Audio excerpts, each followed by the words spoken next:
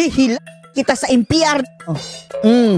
Yan po talaga ang sinabi ni dating Pangulong Duterte, mga kababayan, dito kay Hontivirus, dahil sabi ni dating Pangulong Digong na kahit pa daw aabot ng impyerno ang investigasyong ito sa Senado, hindi niya aatrasan. Sabi naman ni Virus, mga kababayan, wala kaming jurisdiction sa impyerno at wala rin akong ambisyon na pumunta sa impyerno ngayon. Sabi naman ni dating Pangulong Duterte, huwag kang mag-alala, hihilain kita. Panoorin po natin, mga kababayan, pero bago po yan, gusto po lang natin pasalamatan itong ating mga viewers, mga kababayan, na napakabait katulad ditong sina Joe Makati. Thank you so much po, sir. Ang kababayan natin si Freshco Daily PH. Thank you so much. At ang napakabait nating kababayan na si Miss Kitty Chan Gonzalez. Maraming salamat po sa inyong super thanks. Narito po ang video. Wala po akong ambisyon pumuntang impyerno pa. Wala pa daw ambisyon pumuntang impyerno si Virus, mga kababayan. As if naman, no? Bawal ka na sa langit dahil inaway mo si Kibuloy. Ban ka na doon. Pero Mr. Chair, ang punto lang nito. Hihilain kita, ma'am. Ito si Virus, no? Ewan lang natin na kung langit ba to, impyerno. Mukhang walang kaluluwa, mga kababayan. Tinawagan nyo ba? Parang hayop lang, mga kababayan, no? Walang kaluluwa. Malamang, dahil ang tawag ng mga tao sa kanya, mga kababayan, ay hayop. Si Madam Risa. Senior Superintendent Padilla para i-congratulate siya sa pagpatay sa 3 high-value targets na Chinese nationals na inilagay sa loob ng Davao Penal Colony. Kinukonek na nila yung investigation sa Quad, mga kababayan. Kasi sinabi nyo daw, congrats Superintendent Padilla, job well done. Pero grabe ang ginawa. Ginawang dinuguan. Do you confirm this, Mr. Chair? You call Padilla now. Tawagin mo. He's lying. I do not know him. He's lying. And I do not have to congratulate this policemen and soldiers. Trabaho ninyo yan. Why do I have to congratulate you? Correct. Magtrabaho kayo dyan. So you do not confirm na tinawagan nyo si Senior Superintendent Padilla? I only congratulate people with who itong mga police daw graduate with honors kasi nagtuturo ako sa Police Academy. Di ba masyadong kaduda-duda yung kwento, mga kababayan? Bakit tatawag pa ang presidente sa iyo? Who you? Who you? May congratulatory message ako. Pero mag-congratulate ako ng ano. Well, Mr. Chair, of course, absolutely hindi naman natin kailangan investigate yung graduating with honors sa academy. Ba sinabi ba ni PRRD na i-congratulate mo? Pero yung EJ case sa war on drugs, kailangan talagang kaya natin iniimbestiga. Kaya ma'am, huwag tayong umalis dito sa kwartong ito hanggang matapos ang gusto ninyong debate kayo habang kunin sa akin. Magdamagan. Well, Mr. Chair, so yung huling tanong ko huling tanong, mga kababayan, atras si Risa. Yan lang ang huling tanong mo, Risa. For the record, bakit tinawag sa inyo ako dito tapos yan lang ang huli ninyong tanong?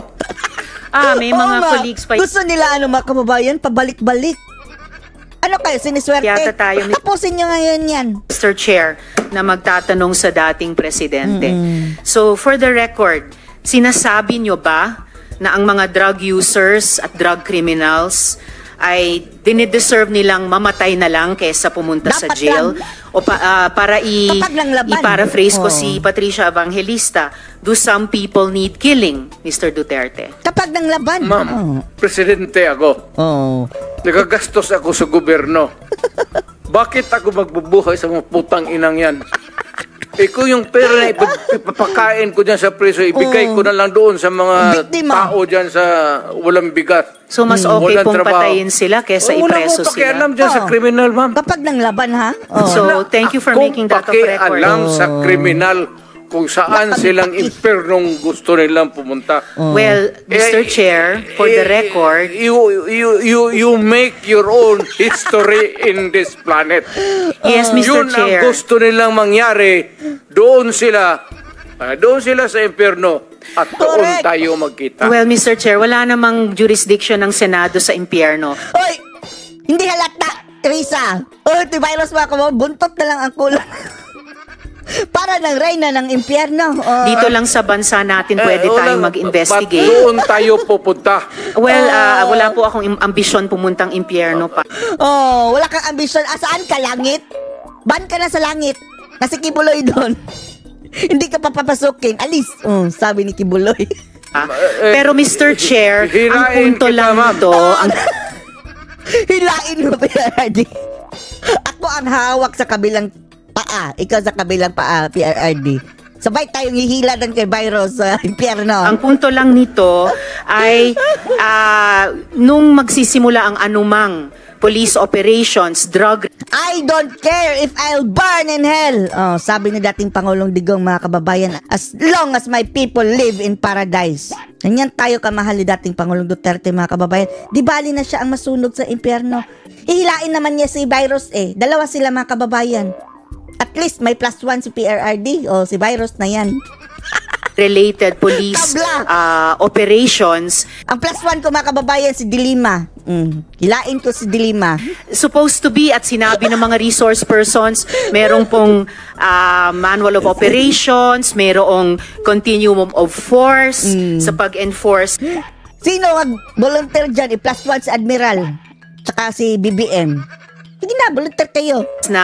Sa pag-enforce, Hilain niyo. implement ng police anti-drug operation. So, ang premise is, yun na nga, arrest muna at build the case.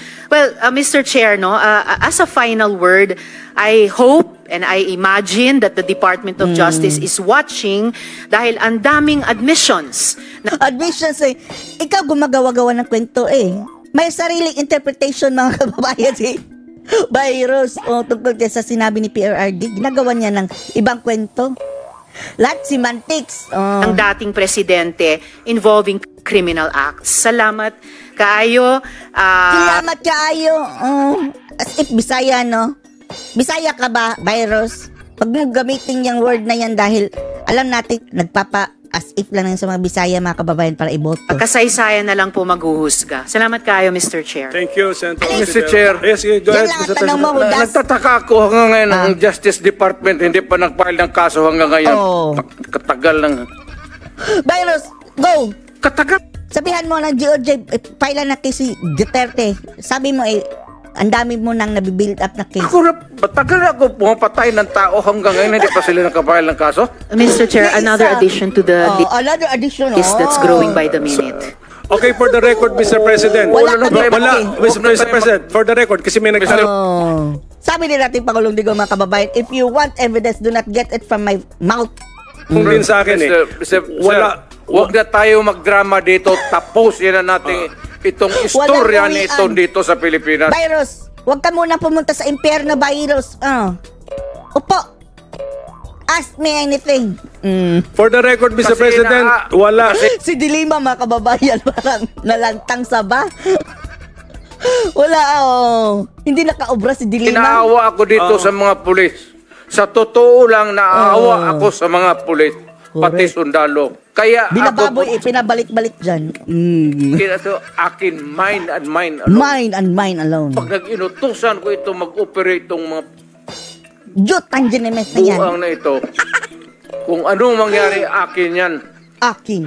I'm emotional My responsibility. because I've been longing to state this particular Yan ang sentiment. gusto niya sa ating bayan, mga kababayan, na sino ba naman ang ayaw, no? Protektado ang mga inosente, mga kababayan, mga law-abiding citizen. Ang mga galit lang dito kay Digong, mga addict, yung mga apektado, mga kriminal, ang mga mandurugas. Alam na natin kung sino. Yan, sila Virus. Protektado ko yan sila. Basta in the fulfillment of duty. Mr. Senator, yan sila, naging chief of police yan. Protektado ko ang police pag nagtrabaho in the fulfillment of duty. Pero alam nila, ang mga police na pumasok ng kidnapping, alam nila yung police nila, pinatay ko. Tigok talaga. Pinto kayo. Either ayan siya, mga nandyan naman na noon. Oo. Yung mga Sana ninja yung mga cops. pulis. Talaga. Either patayin ninyo ako o papatayin ko kayo. Putang hina, huminto kayo dyan. Bitse kayo. O Virus, ilista mo na naman yan. Additional na naman yan sa iyong listahan. And after niyan, hihilain ka ni dating Pangulong Digong sa impyerno. Ano masasabi niyo dito mga kababayan? Post your comments below.